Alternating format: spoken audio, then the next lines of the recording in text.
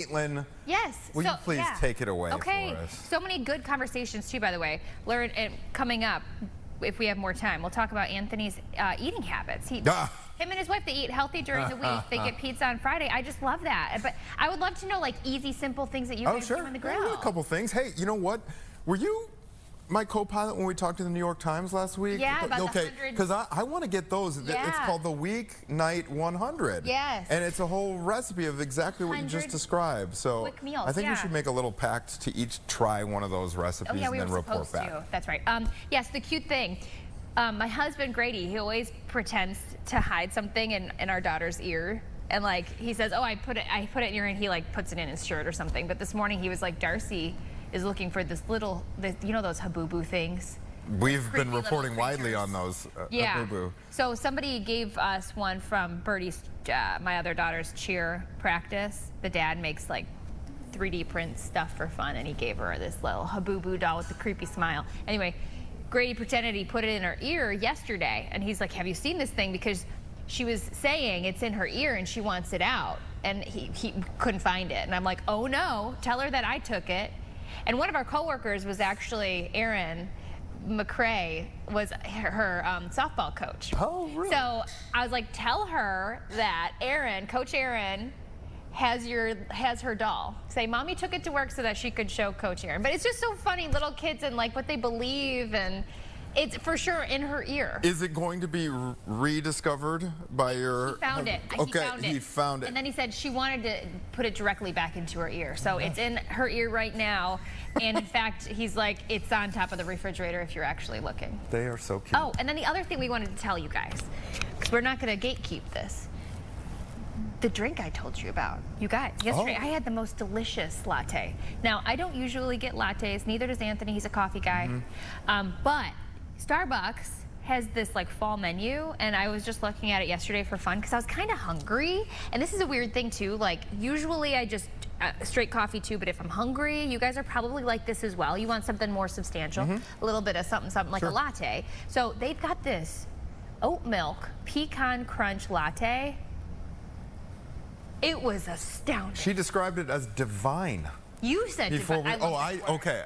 I won't take credit for that word, but that is exactly right. And this is for a limited time? This is the fall menu? I would assume so. Again, I'm not too familiar, but when I looked, because you can pull up the Starbucks app on your phone and it says like fall favorites or fall whatever, and then you can see like the main ones, and it was this oat milk pecan crunch latte. And so Anthony's questions were like, is it a lot of calories, sugars? Oh yeah, and then the milk. But you can pick your milk, and then I just decrease the pumps of the sweetness or like the pecan flavoring, I guess, and then you could add in more espresso if you want. So you can really cater this drink to yourself. But if you're looking for a treat yourself moment and it's ice, do that today because it was so good. It was And you had the iced version? Yeah, over ice. Okay. And if it wasn't phenomenal, I wouldn't be telling you guys about it. But when I tell you every sip, I was never heard you like rave about a food product, I don't think, until today. I'm really not a big foodie. Yeah. Yeah, usually I'm just like, okay, if I'm hungry, I'll eat something, you know? Okay. What's going on in your world? I'm intrigued. Well, I guess we had something kind of cute happen today, too. Our 4-year-old. He is insisting that we decorate the house for Halloween. Oh, yeah? Every day he asks how many days left before Halloween. Yeah. I don't think he has a concept of quantity yet. Sure. So, because every day the answer's like, well, 60, and now it's 59, or whatever it is. You know, it's been for the last couple of weeks. He wants to have a play date with his little friend Ethan from preschool to show him how many monsters are in our house right now. How? Because we did get out the Halloween decorations from the attic yesterday. We haven't put them up yet. Oh, yeah. But my kid is raring to go for Halloween. And the way that the kids help you decorate is something else, too. He put up a curtain of some kind right in front of our main living room window. Yeah. I left it up. It's just I don't even know what I think it might be a ghost or something, but it's just he taped it up there. It's the tape. They want the tape. Those little bats that are really popular. My kids were decorating with the bats, and they're just sprinkled with like green painter's tape. It's fine. It looks really good. Did you see? You know how those big skeletons were popular the past couple of years? Oh, they still are. They still are. Yeah. They're like 8-foot ones. Yeah, from outside. Home Depot. Yeah. I saw on social media this big one that was like torso up of this big skeleton. Have you seen that one? I think it's like at a Costco or something. Just torso up? But when I tell you it's humongous. And where I saw it was actually on social media where this lady had it in her kitchen on her kitchen island. It was okay. something else. So is the whole visual effect that it looks like it's coming out of the ground? Yeah, okay. but when I tell you it's huge, like it's probably the size of this wall behind us. But she had it like in her kitchen. She must have high ceilings then. Maybe, yeah. But it was substantial. Look it up if you guys are really into the Halloween decor. Those have been popping up throughout my neighborhood. In fact, this past Halloween, I noticed there's an electronic version where the eyes follow you. And it also talks to you because there is a motion sensor. You know what I think would be an interesting topic of discussion? The yays and nays, the do's and don'ts of Halloween decorations. Like, how far is too far when you live in a neighborhood and you're like scaring the kids? Literally. Real quick before we get to Michael Babcock, who is standing by right now. Like, oh my gosh, there it is. Yes. Oh, that is big. Look at this thing. Okay, wait. I don't even know if this is the exact one because it looked a smidge different, but basically the same concept. Oh, it must be because this is the Costco thing. Unless there's another woman who has it on her kitchen There is island. another woman. This is like a new trend, you guys. Okay. It's not Before in the we get way to at Michael, all. Yeah. One of my neighbors, who shall remain nameless, had her Halloween. I say this there's so much negative news, but literally, no. I was just saying on that topic of what is too far. Yeah. Their Halloween decorations in front were just body bags on the ground, like literally like a body bag with like where it just said like coroner. I don't like on that. That might be too far. I mean, there's a lot of serious stuff going around in the city. I say this with a smile on my face, but it is like, you know, so I think you may have a point that some people might go a little bit too far. We'll see if that decoration is out. creepy stuff in your house. That is just, you know, morbid. Yeah, like it's not like, okay, well, look, there's a cute ghoul. Ghost. Yeah. That was like literally, okay, there's a coroner's office body bag on the front. Yeah. Okay. Michael Babcock had to suffer Michael, what's going on? I'm sorry, sir. How are the Halloween decorations in LA? I would have been terrified as a kid if I walked up to that house, to your neighbor's house. I know I would have been really scared.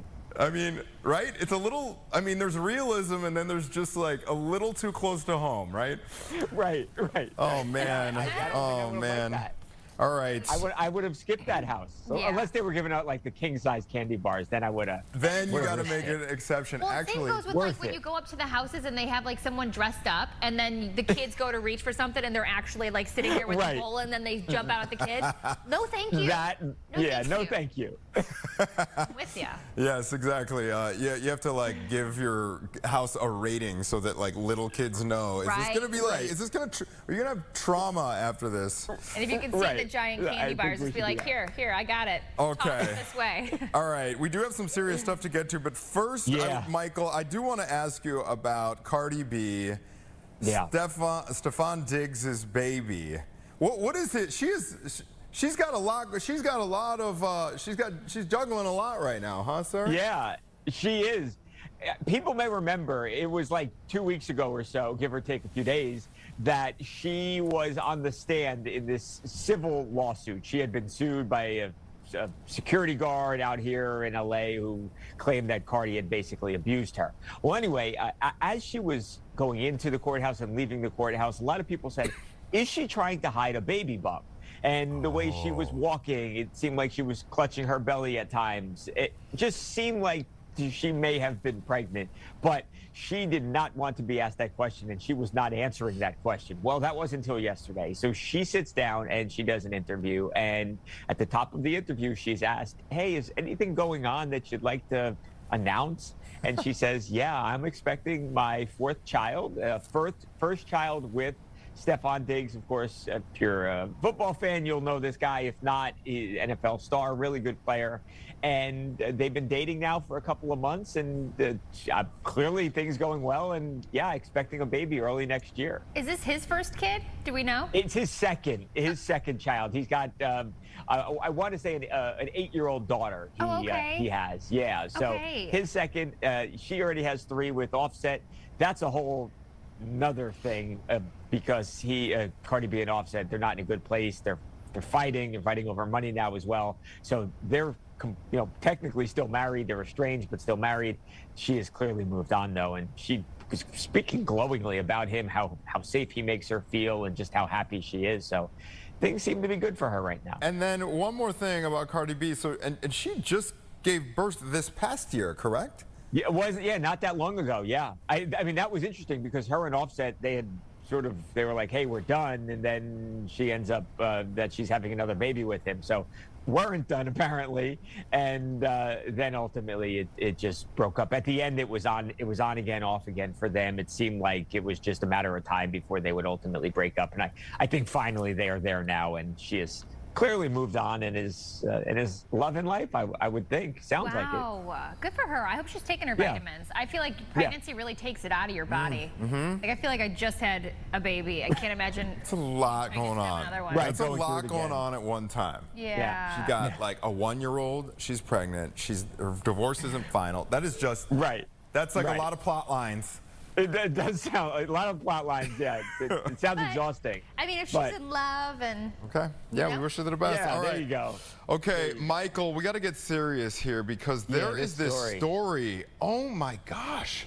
Okay, update us on. There's a singer. His name is David, right? It's D4vd. That's his stage name, right? Yes. Yeah. And this gruesome discovery. Get us updated here.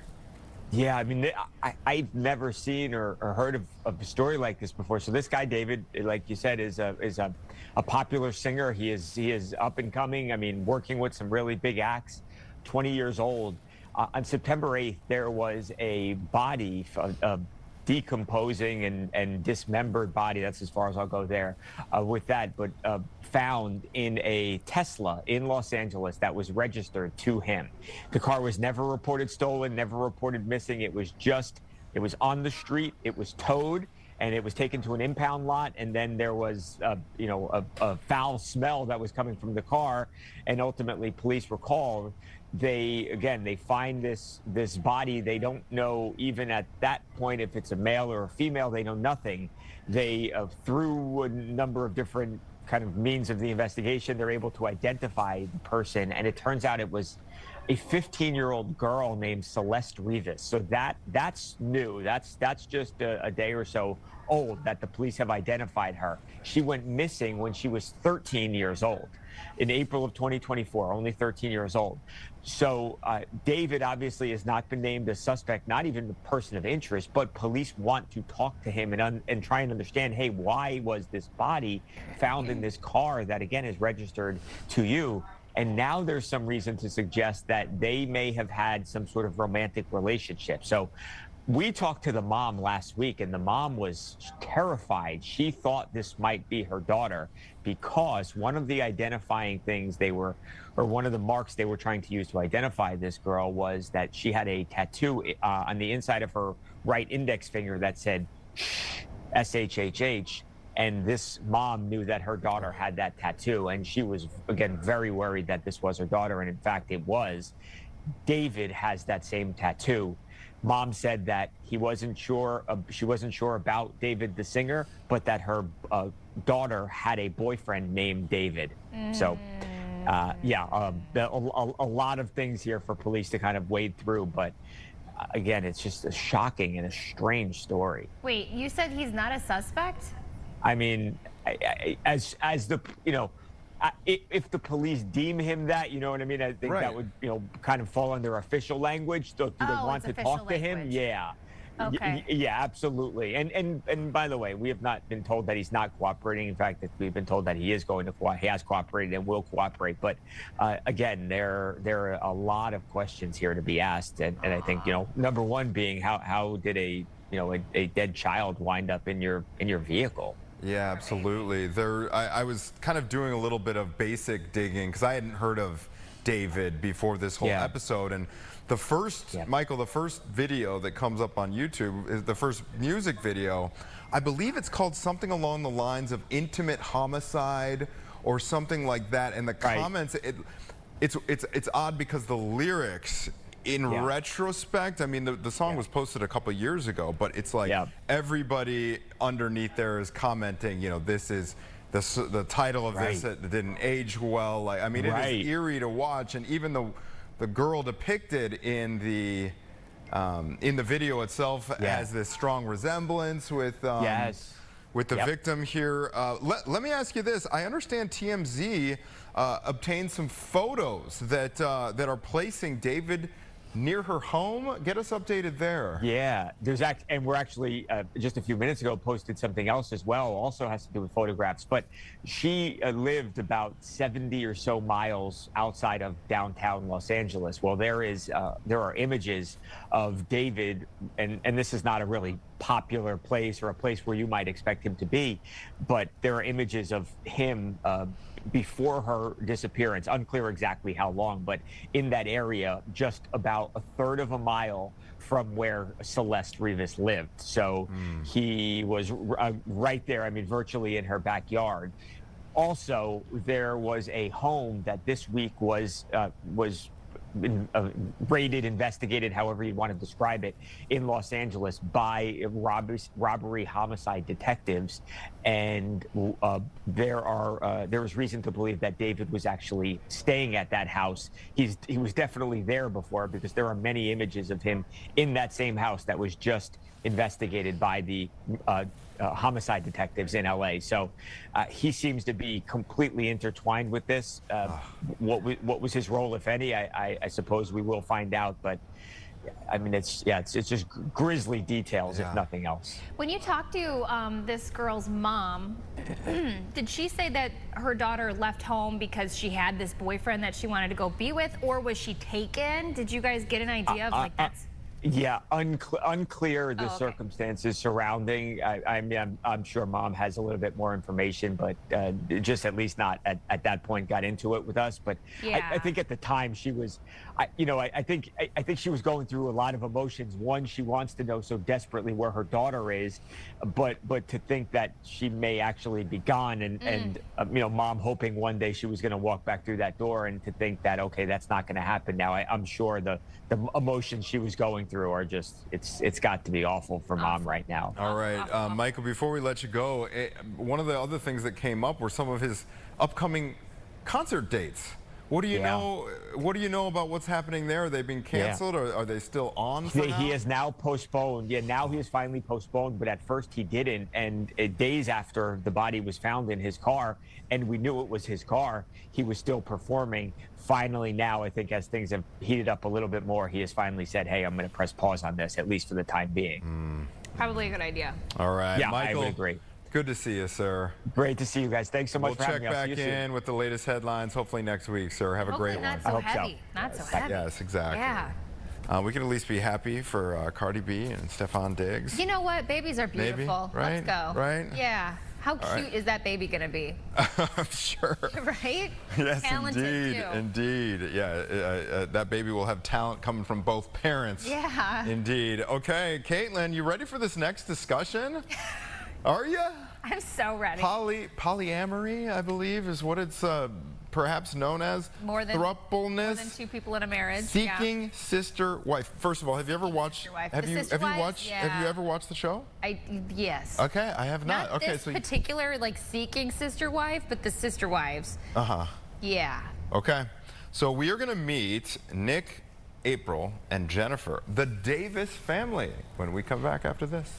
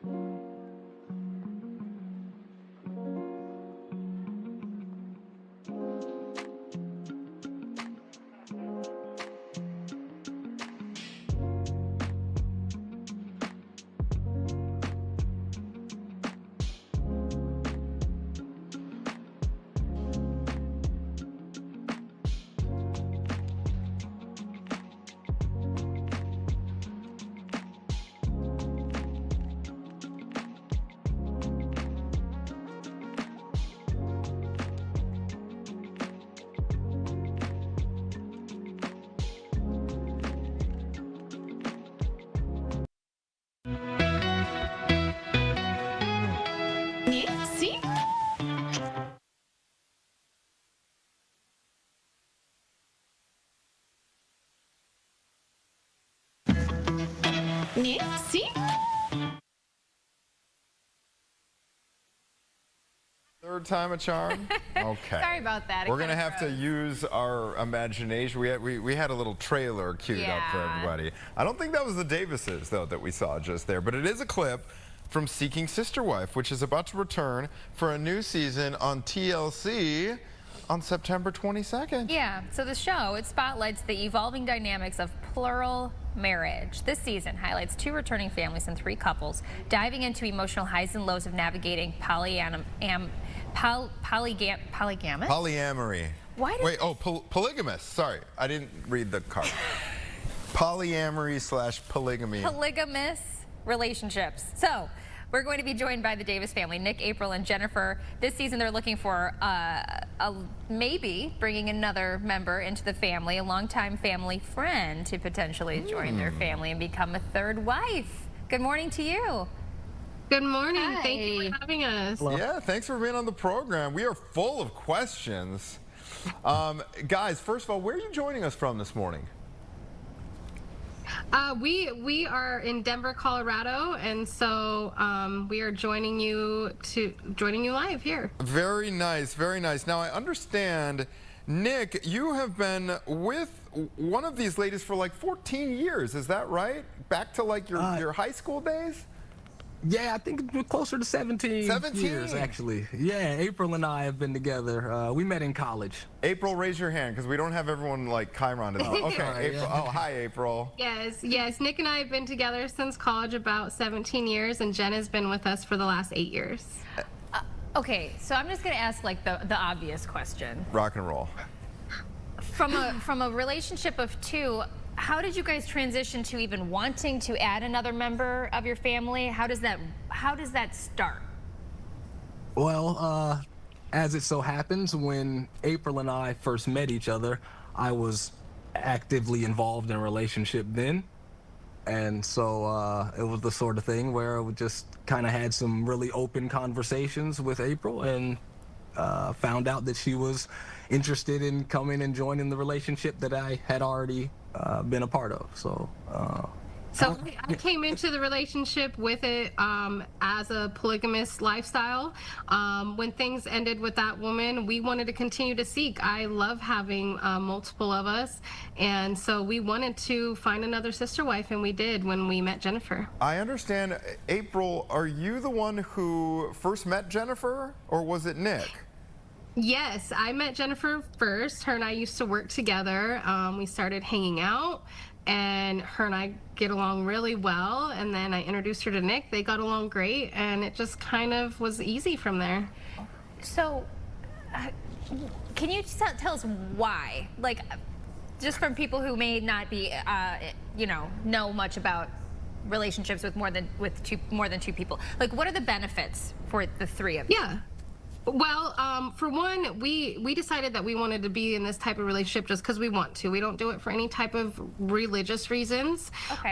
We just wanted to, have a party every night, if you will. And so we love having multiple of us. There's a benefit of it takes a village, if you will, and we have fun doing it this way.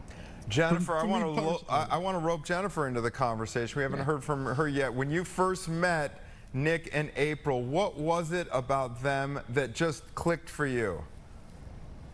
I think confidence is sexy, right?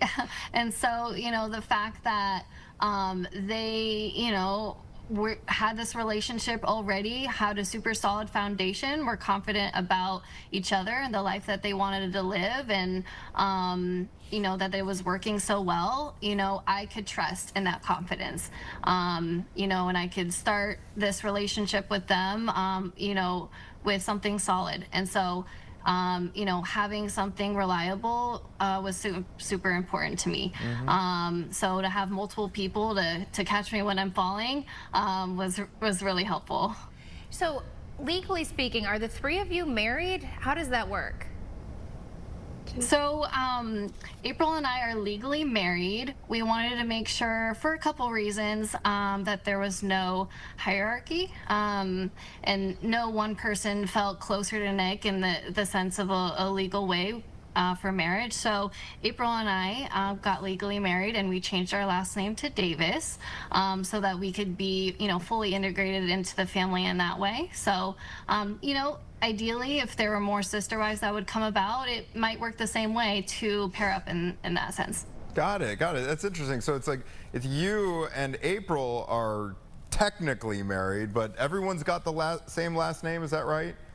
Exactly. Okay, got it. Now, I would love to go around the room here and can you give us an idea of how your own loved ones react to this dynamic? Because it's becoming more common, but it certainly isn't conventional these days. It's definitely not conventional, and we've been doing it for a long time. So in the beginning, there was some rough patches, but our more immediate family is extremely supportive. My immediate family is extremely supportive. We have holidays together and meals together, so it's nice to have that family. The few extended family that's not supportive of it, we still love them, but we just don't hang out as much, really. Nick, my dad gets it.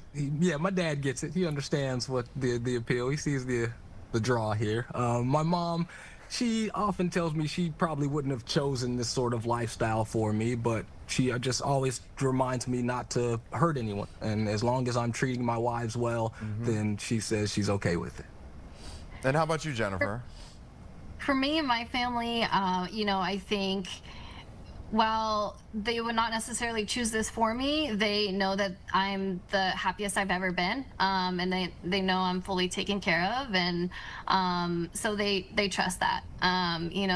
There's not too much to say when I'm doing the best I've ever been. So let's talk about this show that you guys are going to be on, this new season starting on TLC on September 22nd, Seeking Sister Wife. So you guys are looking to perhaps bring in another wife that's a longtime friend?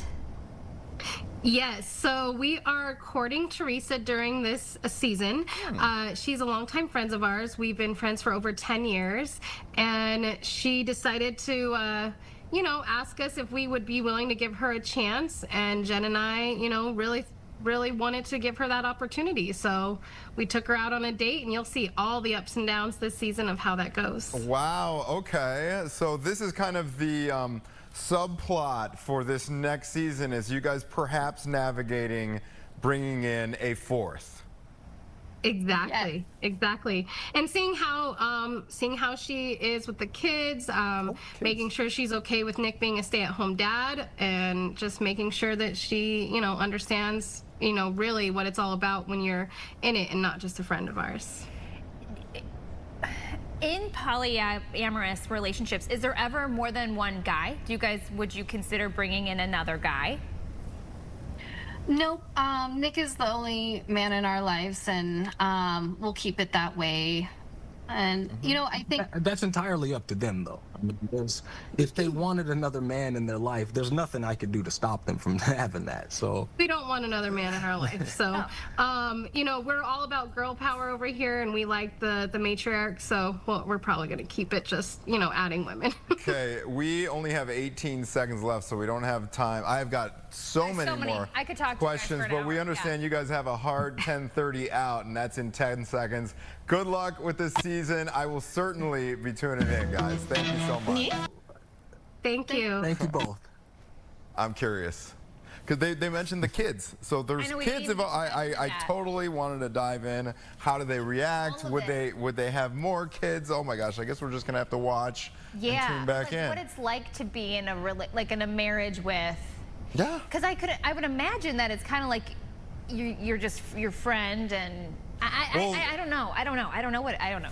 Also, I mean, I think the thing I'm most curious about is just like if there are phases where 2 out of the 3 of them get more intimate, more connected, and Right. the third feels left out, or maybe it's the other 2 and this one. You know what I'm saying? Like that's what I That's not an even split. exactly. Which is Maybe that's why they want to bring in number 4. We'll have to see if Teresa is on board Yeah. to become yet another Davis. I'm sure people will be tuning in, Seeking Sister Wife. If you Okay. missed it, September 22nd, TLC. One thing that I think is funny, What? a recurring theme on Good Day Chicago, boy. sometimes for our kickers. Yeah. A kicker, by the way, for those unfamiliar with broadcast terminology, is what we typically have like at the end of an hour of news. You know, we get serious politics, you know, legal cases, all the mayhem and stuff. But the kicker is at the end where we have like a lighter topic, right? So a lot of times our kickers have to do with these obscure Guinness Book of World Record categories, like biggest iron ring in a kitchen. You know what I'm saying? I'm always like, okay, we could just make up any category.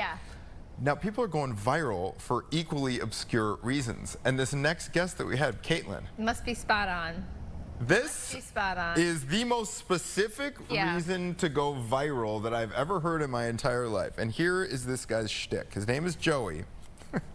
And his niche is he does an impersonation of how Hugh Jackman plays Jean Valjean in Les Mis. 500,000 TikTok followers for this. I mean, did you see the movie? The Anne Hathaway, Les Mis? It was like a rock, I don't want to say rock musical. It was just No, like, I missed it. might have been a Baz Luhrmann. Maybe we could Google that during the break. But it got a lot of buzz at the time. Remember, Anne Hathaway won. Isn't it a I think she won an Les Mis, the play. It was the film adaptation. Okay. Very well shot. I don't think I remember loving it, but I think Anne Hathaway won a major award for it. I don't know if it was the Oscars. Okay, we could ask something like that. But anyway, Hugh Jackman played the male lead, Jean Valjean. This guy is going viral for imitating Hugh Jackman's performance in that movie. We're going to meet Joey Moroff when we come back.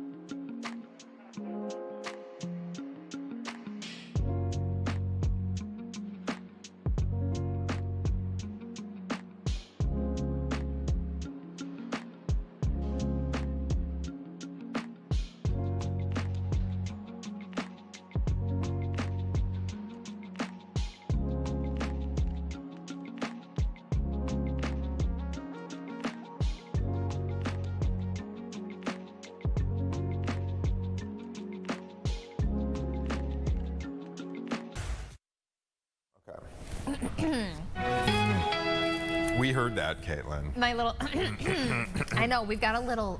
If you're going to call out my eye all week, I'm going to point out every little nitpick. And Gabby's getting sick. You guys, it's the season.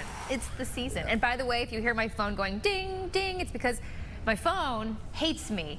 And it's breaking in all these weird ways. And the most recent one is it doesn't go on silent. Doesn't go on silent. Didn't wake me up. Caitlin My is in alarm the market. didn't wake me up in the morning, and it was a very important morning for work. And then now my phone, the contacts, the names are disappearing. It's just numbers. And now number 3 happened as of today. It won't go on silent. So I think my phone knows I'm itching. I told you guys I'm itching to get a new one. That's why this case is off of it. Because Grady's like, are you trying to break that on purpose? I don't like this phone anymore. Okay. And, well, it's going to be replaced very soon. Mad at me. Now it's mad at me. Yeah, so hopefully, and you know, it's probably because it has 80,000 pictures on it, but that's conversation for another day. Okay, let's talk about our next guest, Joey Moroff. He is TikTok famous as @NotTheKombucha Man. and he's known for doing a very specific impression. Take a look. Are we going to show it? I think we're working on it. We're working on it, Joey. Oh, God. I could do it now if you want. I mean, That would be even better. That would be even better. Oh, here we go. Here we got the clip. Oh, there we go. we got it. oh, God. I like your glasses. Thank oh, you. Man, they Thank don't have you so sound. much. Thank you. Oh, we got sound. All right.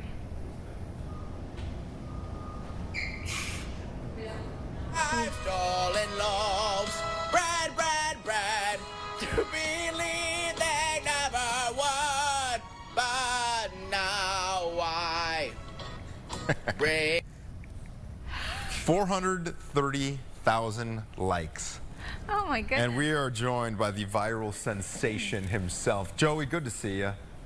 Good to see you, too. How y'all doing? We are good. Where are you joining us from, sir? I'm here in New Village, right near Washington Square Park, and yeah, I love doing these impressions. They're so much fun, and I also do like Amanda Seyfried and more. I just started doing, which is crazy, and Josh Groban, and just a bunch of others. Kind of Miranda away Sings. from like the epicenter of the musical theater world in New York. Joey, I want to ask you, before you became a viral sensation, how did you, I've been talking all show about how specific of a category this is for something to go viral. Not only an impression of someone, but it's an impression of someone playing one role in one specific movie here. So how did you even like land on this? Yeah, it's so, you're right, it's so specific. It's Hugh Jackman playing Jean Valjean in the 2012 film Les Miserables. Yeah. And I had, like, I saw it in 2012 when it came out, and I'd seen various clips of it throughout the years, and I grew up doing impressions of my friends and family, and did various celebrities, and just always like had these little voices. And I first was like validated by my boyfriend in London. This is like the origin story. We were in London this June, and I just sang like "Bring Him Home" one day, and he was like, "Wait, that's so good." And we were like, because I was already doing impressions at the time on social media, and I was like, we gotta find a Les Mis theater because we're in London, you know. And it was our last day too, so we're like, God, like when we were trying to cram everything in, and we ran into this store that said Jackman out in front. I assume it's Hugh Jackman's bread store. So I was like, bring him home, and then that video took off, and I kept doing more songs and threw in different vocabulary like 24601 and loaf of bread and Wolverine and Greatest Showman stuff, and just crazy. Fontaine's hair is a thing that comes up sometimes. But yeah, that's kind of the origin story of it all. And I have to thank my boyfriend for, and also his friend too that we met in London. I was doing it for them. I was like, wait, like I didn't realize it was like that good. And I was like, do I need to like study on it? They're like, don't even watch anything. They knew lightning. Spot on. Lightning in a bottle. Got it. Joey, you're in New York, and you have a great personality. Obviously, you like doing impressions. Are you in acting or theater at all? Yeah, I'm a professional actor, singer, dancer here. I've done theater my whole life, and I studied at NYU Tisch and studied musical theater there. Wow. And yeah. Have I you love heard it so from much. Hugh? Have you heard from Hugh yet? I haven't, but I can't confirm or deny that his like team knows me. They've been in communication with me a little bit, so who's to say? But I feel like he's bound to find out at some point if he hasn't already. But maybe Sutton Foster will show him. When I knew I was going to be speaking with you today, Joey, I started looking on YouTube for clips of Hugh Jackman in Les Mis, okay, as Jean Valjean. It's absolutely spot on. I mean, I don't even see there's a different, like, I can't hear a difference. How would you characterize his performance in that? Like, is it easily made into parody, would you say?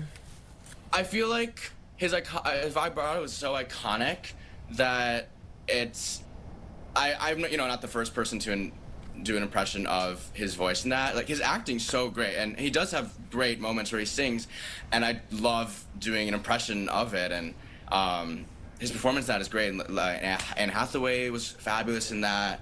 I The also do an impression vibrato, of though, Eddie Redmayne. specifically the vibrato. What do you think What's of that? my like? Yeah. What I think of it? Yeah. You know, I'll be transparent. It's very expansive and goes with. It's maybe like a major or minor third. It's like Yes, like it goes between. But yeah, I think it's recognizable around the world. Yeah. It's a battle cry. that Very we can all- diplomatic answer, my friend. Okay. Very So my question is, Yeah. is TikTok like your choice platform? Is Instagram no longer cool? Is Facebook, we kind of know it's not the cool one. Is TikTok like the way to go these days? I have always been a TikTok guy. I started pursuing social media in 2021 and like taking some breaks and such, but I feel like the audience there is a lot nicer than Instagram, and I've gotten like less haters, I think, on Okay. TikTok Nice. to Instagram. But yeah, I feel like if you're wanting to make TikTok is money, very- if you want it to be your job, if you want to make money, is that where you go to like be an influencer? to TikTok. Yeah. Like which one is the one that yeah, you I want think, your like, career? I feel like that's probably like the biggest reach, and I feel like the Hugh meme is much more known there. And I still post to Instagram Reels and such, but I feel like my roots are in TikTok. Okay. that. All right, we want you to take a look at another clip right now for us, Joey. All right? We have heard comparisons between your imitation here and a beloved hometown singer by the name of Jim Cornelison, who is well known for singing the national anthem at Hawks games. He actually performed at the Bears game this past weekend. Check him out real quick.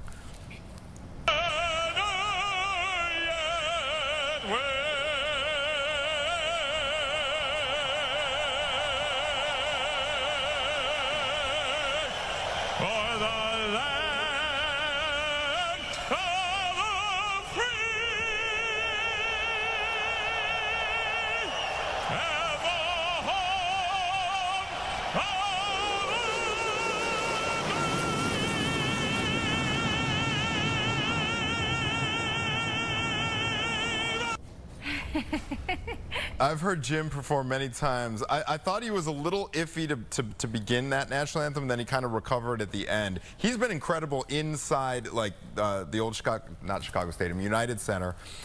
But okay, in a lot of the comments, Joey, there's people who are like, they thought it was you. Yes, they're like, where's the Hugh Jackman guy? Like, Joey's gonna have a field day with this. Like, they sounds like Joey impersonating Hugh Jackman. It's cracking me up, and I like think we all are like of the same breed, you know, like we have that same like So you see it. You see the resemblance then, or hear the resemblance. Yes, 100%, yeah. Okay, can I take a right turn with a question from you? Yeah. So you live in New York City. Can we see your apartment? I've never even been to New York City. It looks so. Talk about putting like, someone on the spot. I'm curious because I guess I'll tell you a little bit. This is my bedroom. And my TV's over here. I have to turn like the lights on in my living room. Like, look at the ladder outside the window. This is so cool. I just have never, like, New York City apartments. Oh, they fascinate me because Right? they're described as shoeboxes. It looks like you've got more room. Yeah. I have a whole living room in there and bathroom. No way. I would show you. What were you gonna say? I said, no way. You've got a whole, like, living room and bathroom. That's like a big apartment. Yeah, I mean, it's not like huge, but yeah, I'm really cozy here. I've been living in this apartment for 5 years now. Nice. And it's right near Washington Square Park. It's like great area to be in, and yeah, I love living in New York. It's really good. It's so intense at spread. times for sure, Yeah, but overall, like, I really like it. Yeah. It's fun to talk to you from there. Before we let you go, Joey, got to ask you, where does your singing and your social media career go from here, sir?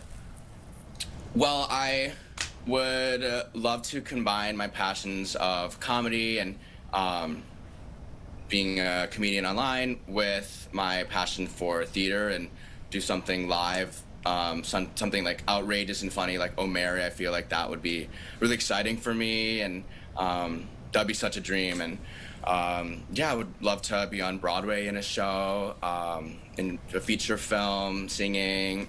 With Hugh Jackman or not, I don't know. I'd love to continue to do my impressions. I just started doing Mort, which is so much fun, and I've been like, oh, King Julian, I love your feet, oh, and doing more impressions. Continue to build my community and I love it. find my voice, which may or may not be Hugh Jackman or Amanda Seyfried, but a voice nonetheless. I look forward to browsing your entire catalog, my friend. So nice my God. to meet Yeah, you good luck. virtually. Thanks for coming on. Yeah. So lovely to meet you as well. Thanks for having me on. What a talented guy. Thank you, Yeah. Joey.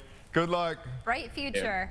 Definitely. Thank I mean, he's got talent. People go viral these days for, I mean, saying things on the street during late night drunk interviews, as we Yes. know. You know what I mean? Yes. I think we're gonna hear more from Joey down the road. Yeah, he can just whip those impressions out. That's a man. big trending thing too. I've seen on the socials. People being able to like Do impressions? impersonate like different celebrities, Oh my like gosh. Jennifer. Aniston. Again. Oh, Jennifer Aniston. Yeah, Jake's- like from Jake's best Friends friend. or. Yeah, I don't know. Jake, Very who is cool. waiting in the wings right now to talk Anne to us Hathaway's after best this friend. short break about another story that, I mean, the nation is talking about Jimmy Kimmel this morning, who was just suspended by ABC. So Jake is going to join us. He's on top of this story as our entertainment guy, and he's also going to speak with us as well about a really cool interview he did with another Hollywood legend, Ooh. talking about Sylvester Stallone. Okay. Jake Hamilton joins us when we come back.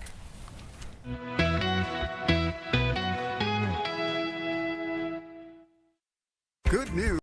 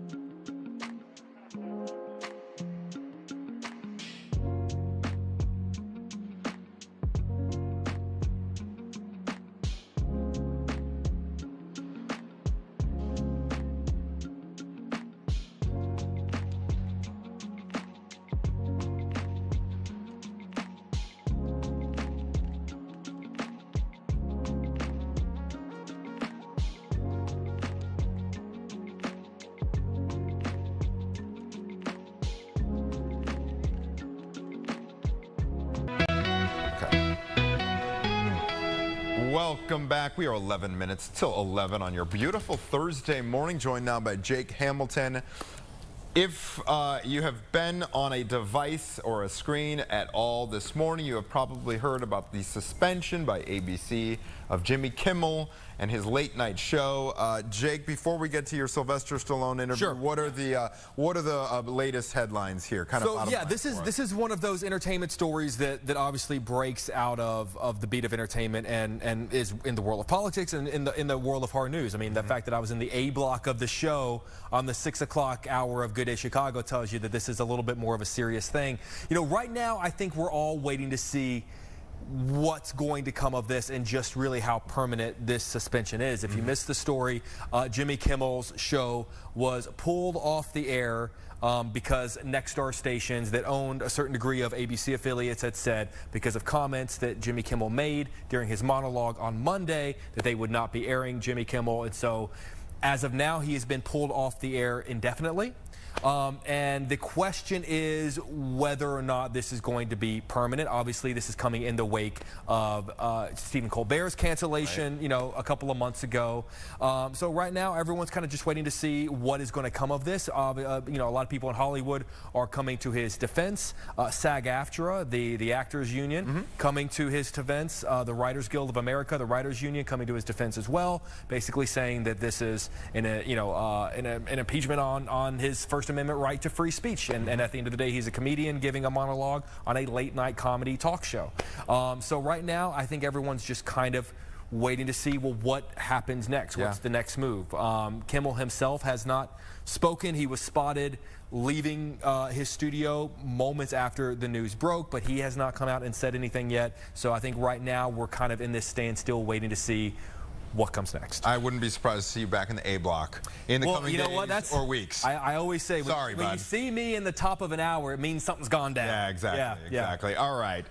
The other thing that you brought to the table this morning, you teased this story that Sly, we're talking about Sylvester Stallone. And this story, I will tell you, this story we don't have on the show right now. Okay. Yeah. Right. But cool. I want the cliff notes anyway. Yeah, I'm gonna give it. We got a cliff. I am a huge Rocky nerd. Of course. Okay. Yes. I grew up with. Are you a Rocky fan? Sure. Going upstairs.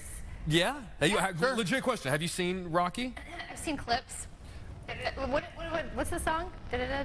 Well, there's a bunch of songs. There's the theme. Ba-ba-ba, we don't have the rights, and we're gonna get sued if we keep singing this song. And then there's Eye of the Tiger. It's the Eye of the Tiger. Okay. We don't have the rights to this song. And then in 4, there's No Easy Way Out. 4 when he fights Ivan Drago, the Russian. I'm the biggest fan, obviously. And then is 5 when he has the robot? Or 4 he has the robot? 4 he's got the robot. 5 is kind of the... 5's not great. 1 through 4 I think are solid. And then Rocky Balboa was great, and obviously the Creed movies are great. Creed movies are great, yeah. Number 5. I thought there was one Rocky movie? There's a joke in Spaceballs when they says, coming up, our review of Rocky 5000. There's so many. Right. I know there's a lot of that race. We are not going to have time for. We got to. So I talked to Stallone about the fact season 3 of his hit show Tulsa King, which comes from Taylor Sheridan, who is the Yellowstone guy. Season 3 premieres on Paramount Plus this Sunday, and you know this is now the 3rd year that he's played this character, which means he's played this character if there's 10 episodes a season for 30 hours. So I wanted to know if there was another character that he wishes, because every other movie character outside of Rambo and Rocky, he's basically just played for that finite 2 hours in a movie and then moved on. So I wanted to know, was there a movie character he wished he had 30 hours to spend with? And apparently there was a lot of sequels from his career he regrets not making. We want to take out the competition. Jeremiah Dunbar. He's the tyrant of Tulsa. But the city of Tulsa really does play a character on this show. I know over the course of your career, you have filmed all over the world. What is the most a setting or a set or a location has ever impacted you as an actor and had an impact on your performance? Cliffhanger. Oh, tell me why. Well, because, you know, everyone has usually a healthy fear of heights, and we would be up 11,000 feet, and the storms would blow in. You know, these stories you've heard about, oh, they got lost in the whiteout. Oh, BS. Well, you do. That storm comes flying in. It looks like it's 100 miles away, and in 3 minutes, it's on you. You can't see your hand. And then some of our equipment was starting to slide off with the wind, so you had to drop down and go into these emergency tents. So it affected me a lot. And the other one, when we did Rambo 4 on the Burma coast, right, well, Myanmar, that was a tough, unbelievable shoot. We did it during the burning season. That's where they burn everything to try, and it was brutal. But it added so much to the story, the heat and the fearfulness of the weather. Yeah, those two were the top. So that was a clip talking about the different locations he's filmed in around his career. Go to my Instagram, at Jake's Takes on Instagram, and I talk with him about the characters he wishes he had reprised. Cobra, he said he regrets not doing a Cobra sequel, Tango and Cash, and then he said for years he'd always tried to get a Demolition Man sequel made, which if you grew up in '94 Remember? Do you remember what Snipes.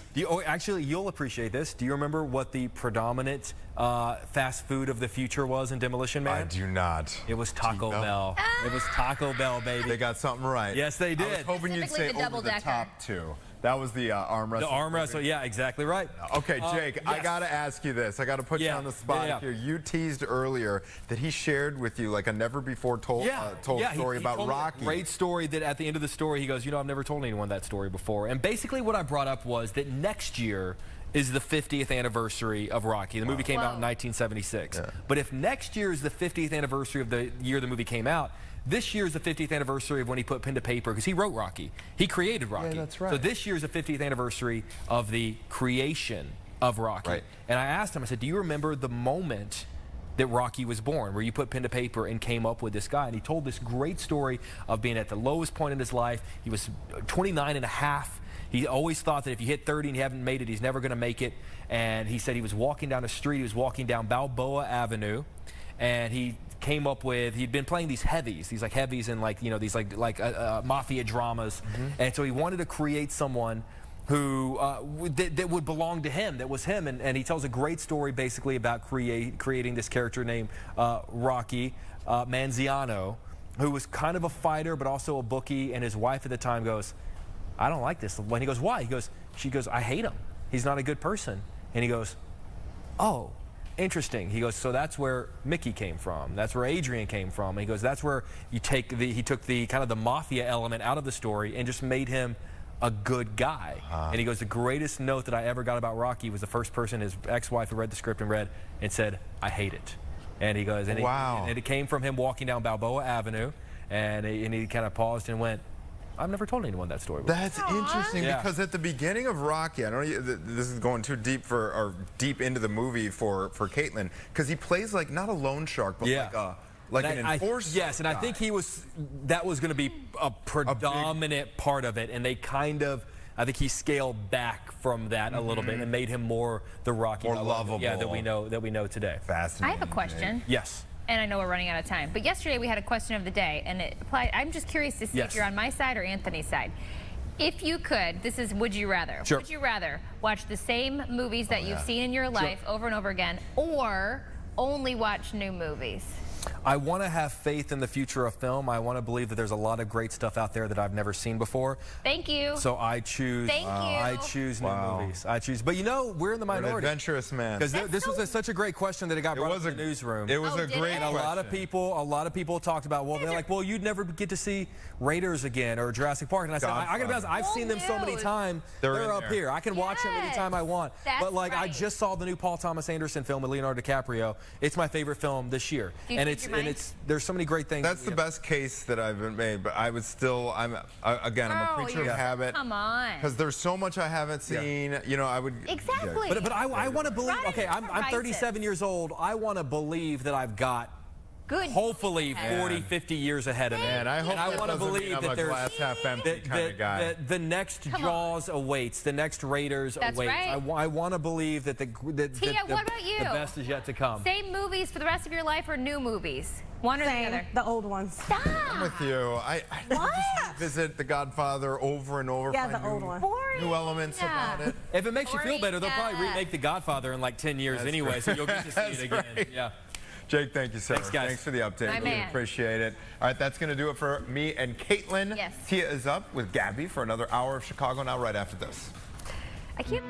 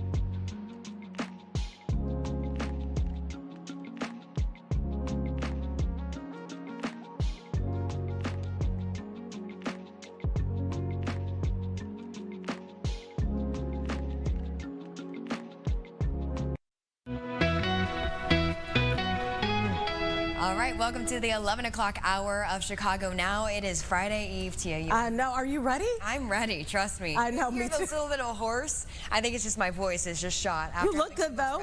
Oh, thank you. You look very good. It's called the power of makeup. No, it's not that. I'm saying the outfit is put together. Look at you, though. The hair is put together. I get props where it's due. Say more. You know? All right, we have a lot to talk about today. We do. Including, we have a legend coming on. We do. Buddy Guy and his daughter are coming on. They're going to be at Navy Pier this weekend. We know that, Chicago has such a rich, vibrant arts community. Yeah. And it's all going to be in one place. Over 100 performers, including Buddy Guy, alongside his daughter, who is also now becoming a blues legend as well. I think this is amazing because I remember April 2024, Buddy Guy had a farewell tour. And I thought, oh, well, he will just relax for quite some time. But apparently not. He's sitting the stage. I think it's in him. Some people, I don't think they can relax. Yeah. I would say that probably we have no chill, but he definitely has no chill. knows that he has a job to do for the people. Yeah. All right, what else are we talking about? Block Club Chicago is going to be joining us. John Hanson. Yes. It's already that time of the week, and we're talking about pretty much two big topics. One is a little project that happened over in Logan Square, was it, I believe?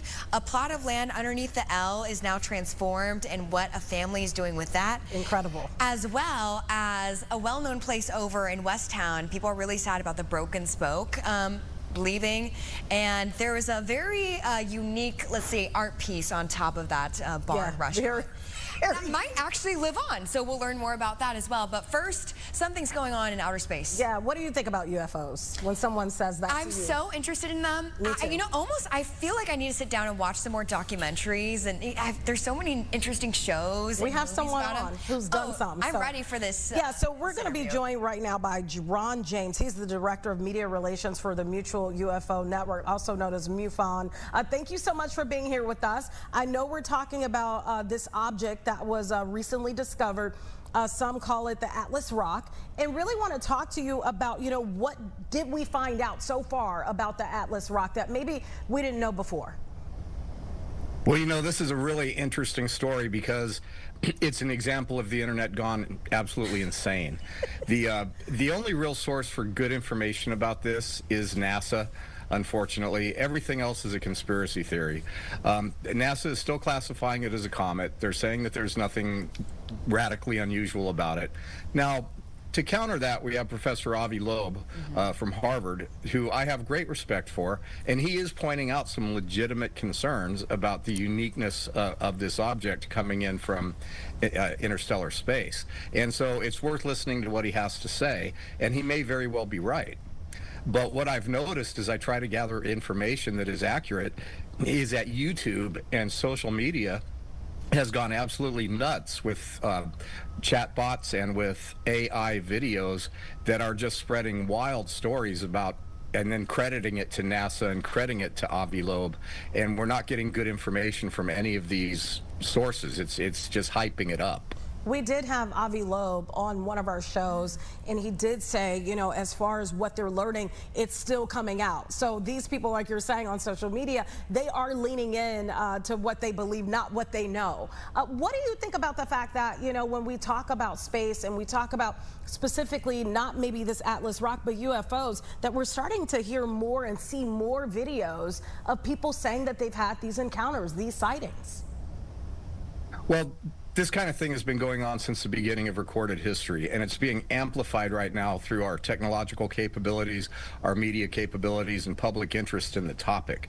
But the MUFON and other people that study this field have known for a very long time that there are non-human intelligences, probably from a variety of different sources, interacting with humanity, and that certain elements of the government and private industry have known about it since at least the 1930s, and some of the institutions have known about it longer than that. So this is getting to the point where it's pretty irrefutable. It must be kind of frustrating, hearing about all this stuff that's going on online and knowing that it can go so far, and they're crediting, someone that they shouldn't credit, really, with this information. How do you guys try to, control this? Or what do you think people at home should be looking for when it comes to learning more information about this kind of stuff? As with anything that's coming out online today, verify your information. I meet too many people who watch half a video on YouTube and then they start telling their friends about it as if it was fact.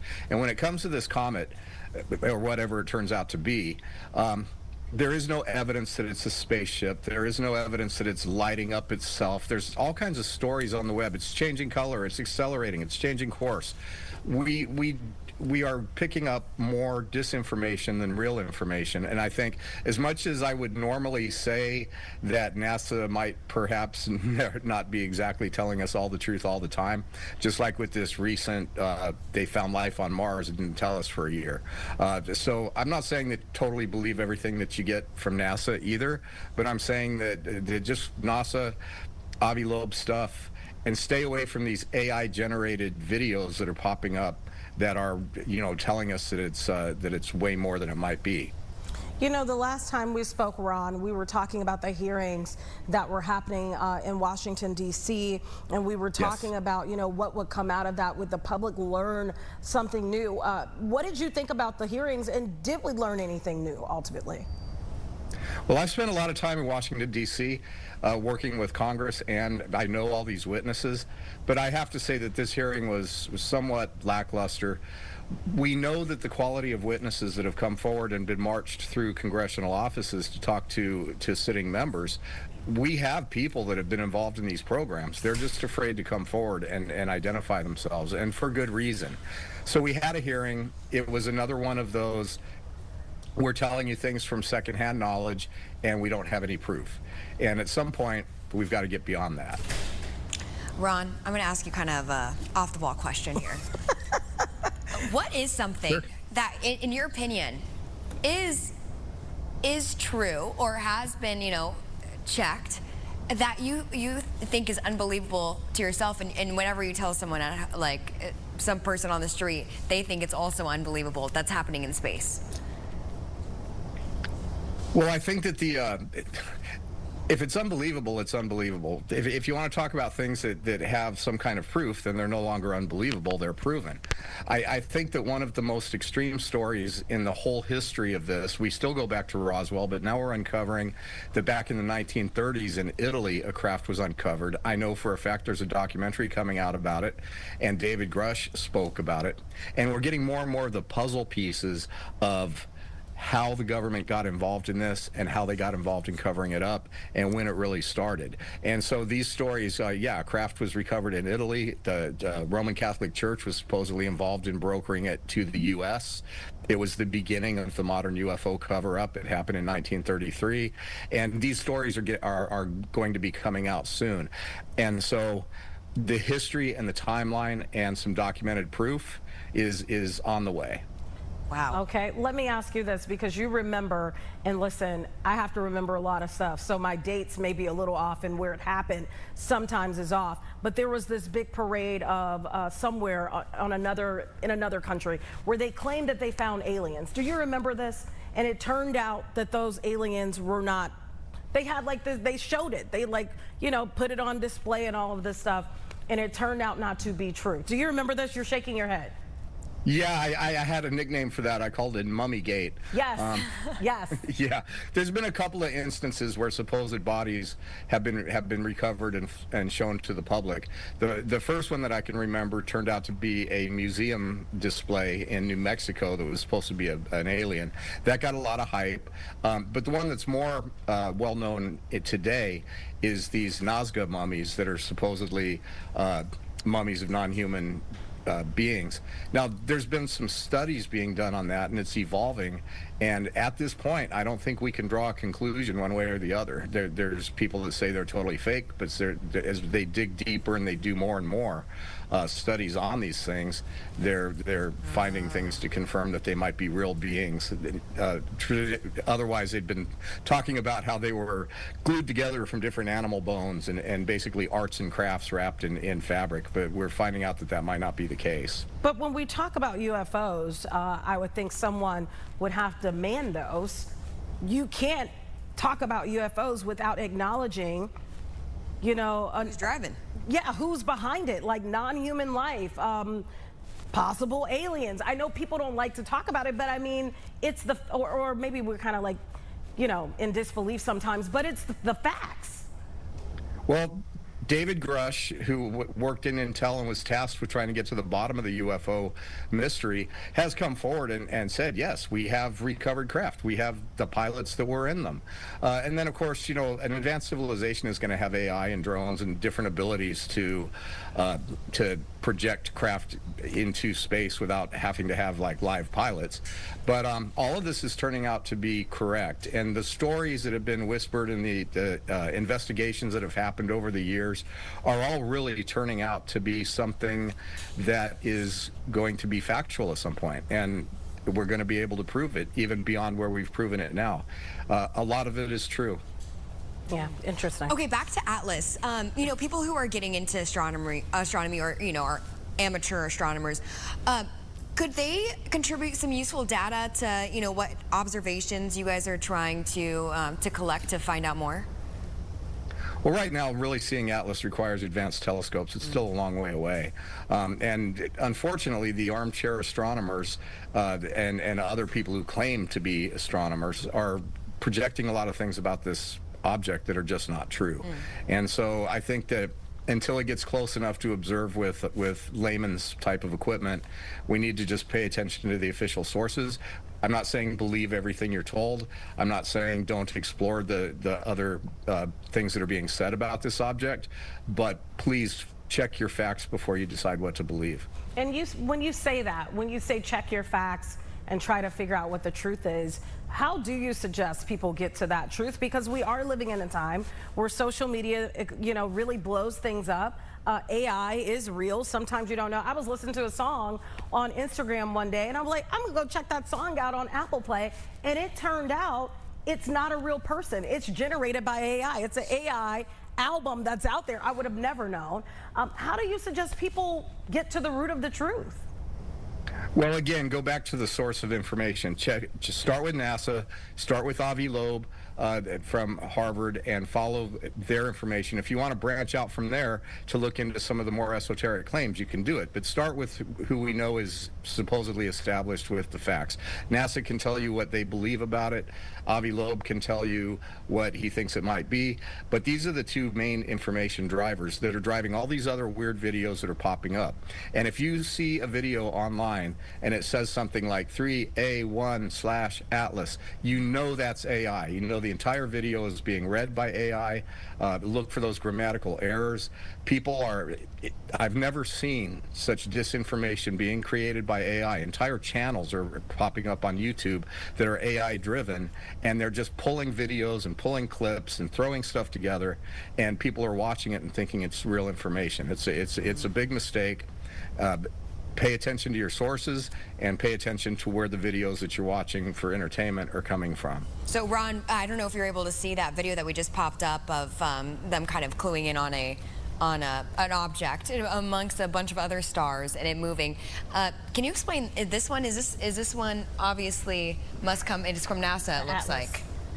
Of Atlas. Yeah, but again, you know, that's not like somebody's photographing AI Atlas. If you read it, it's an animation. It's an illustration. And there's stories out there about how it's changing size, it's changing color, it's made up of certain metal and materials that it shouldn't exist in its state. It's it's supposedly flying under its own power. It's lighting up. I mean, I'm hearing all this stuff, but then when I go to try to find, well, where did that come from? I'm having a hard time finding any reliable data source that confirms this. Based on what you've seen, based on what you know so far, what do you think about Atlas? I think it's very interesting. I think that it does display some characteristics that might be hard to explain. Nothing, you know, you can't rule anything out, but you can't prove it either. Is it possibly a probe from another solar system or another spot in the galaxy that's coming through here? It could be, but you know, Occam's razor kind of tells us that if it's a duck, it's a duck, and so we're just going to have to see what happens. It is coming close to Mars. It is doing some strange things. We're going to get a better look at it soon. Official information will become more plentiful. But right now, I'm leaning more toward it just has a natural explanation, and until we find out differently, and I pay very close attention to Avi, and when he comes up with things that make sense, I pay very close attention to that because he is a true pioneer. So choose the right sources for information, and then pay attention to what they're saying. Okay, and this was first captured by the Hubble telescope. Is that accurate? I think so, yeah. Okay, all right, and here we are talking about it. You know, for people who want to go maybe straight to your network for information about anything outer space, where can people find more? So they can go to MUFON.com, that's MUFON. We're the largest organization and oldest in the world studying this topic. We have field investigators all over the world. And for people wanting to get up to speed on what this phenomenon is, going back, there's the movie I made called Accidental Truth. It's narrated by Matthew Modine, and it's free to watch on YouTube. It gives you the whole history of the subject, and I invite people to watch it. The next one's coming out soon. And it'll get you up to speed on the modern era of UFO deception. Yeah, I think that's something that people will want to watch. People are intrigued by this. As I just said, right before we tossed over to you, I need to get more on these documentaries and some of these movies. First one up will be yours. Thank you very much, Ron, for joining us. We really appreciate your time. Thanks for having me. When you meet an alien, come back on the show so we can talk about it, okay? Yeah, that'll be big news. You'll be the first to know. Okay, good. Chicago Now, and you'll come in person. With the alien. With the alien. Oh, yeah. We'll arrange a flight. All right, perfect. Thank you so much. All right, so coming up, we're going to be talking to Block Club Chicago. They're always doing some amazing work, some stories that have really taken on the headlines. We'll have that right after this break.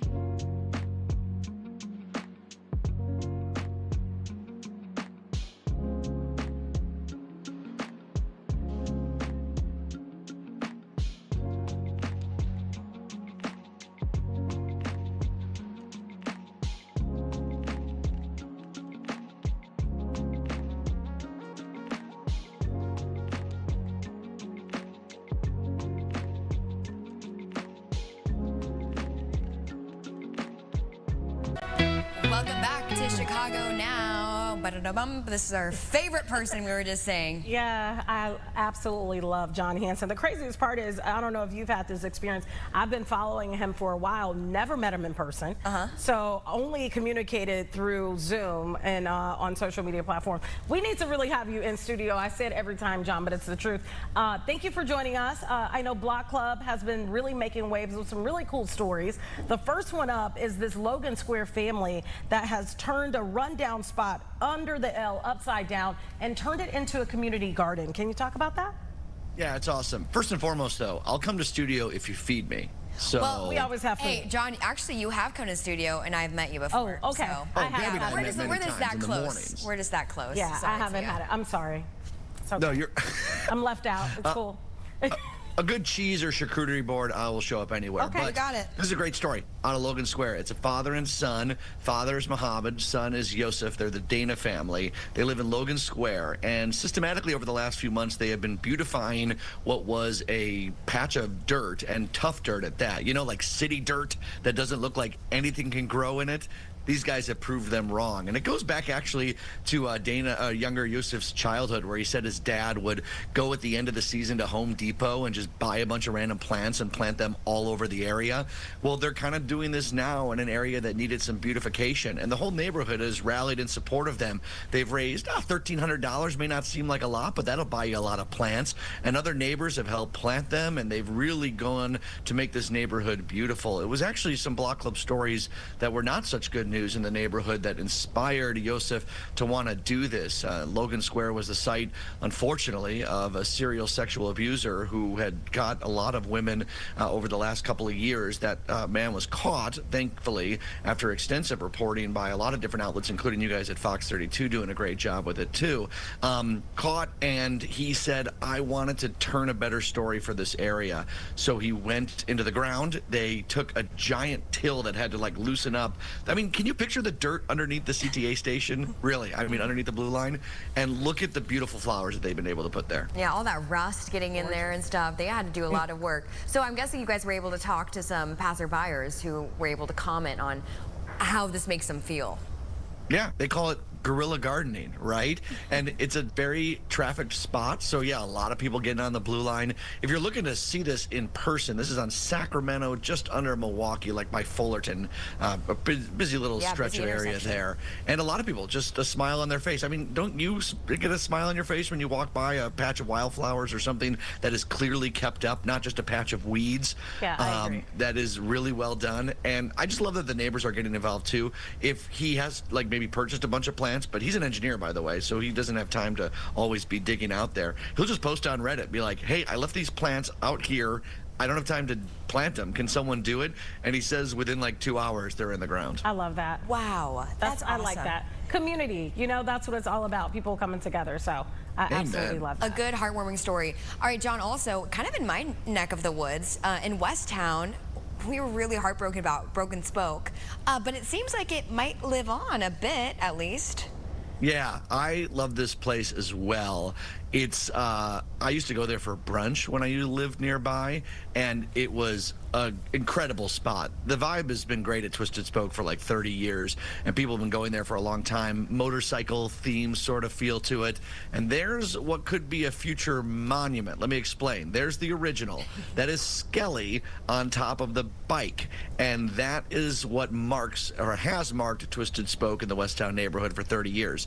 They didn't put it up there originally. The motorcycle was up there when the place opened up, but they added Skelly, of course, at Halloween in 1995, just a couple months after they opened, and there Skelly has sat for 30 years until the place closed down. He's still up there as of right now, but Skelly's become like a character, right? Like when the Bulls were good, they put a Michael Jordan jersey. When the Hawks were winning cups, they'd put a Blackhawks jersey on Skelly, and he's just like this figure that people have known well. So one of the people that went to Twisted Spoke on and off, he's an artist, lives in the neighborhood, and he's like, we got to do something. Look at this. Let's save this. Let's put a monument along Ogden. And that's his rendition of what it could be.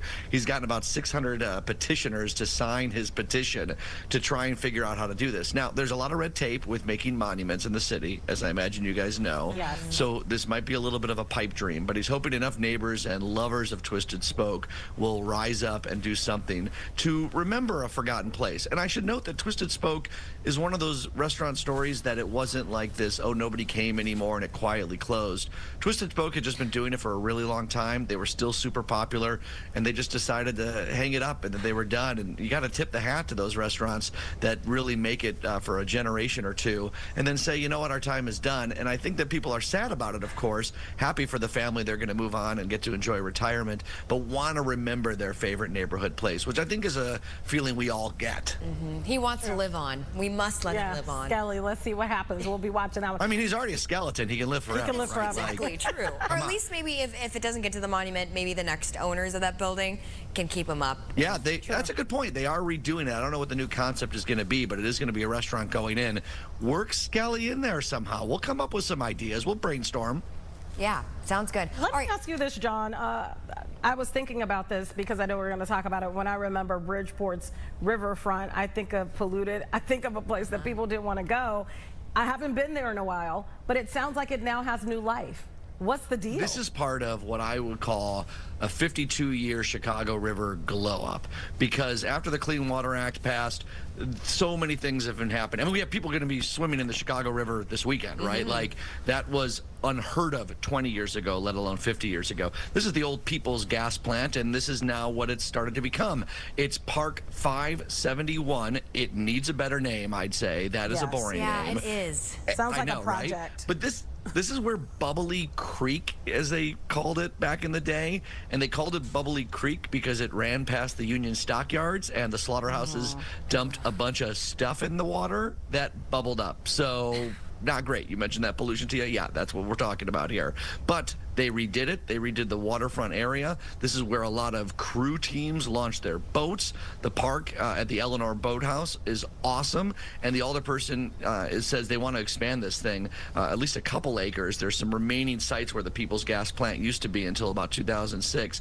But I think it's just like one more story of it took some federal, state, local government interaction and intervention to turn the story of the terrible Chicago River into a successful one. And it took a lot of neighborhood organizations and community groups rallying and fighting. And now what do? We've got that gorgeous river walk downtown where everyone gets to see it and enjoy it. That brings more positivity, more aspects of let's continue to beautify this area. And this is just a great story in the Bridgeport neighborhood. Literally a creek that used to bubble because of animal remains.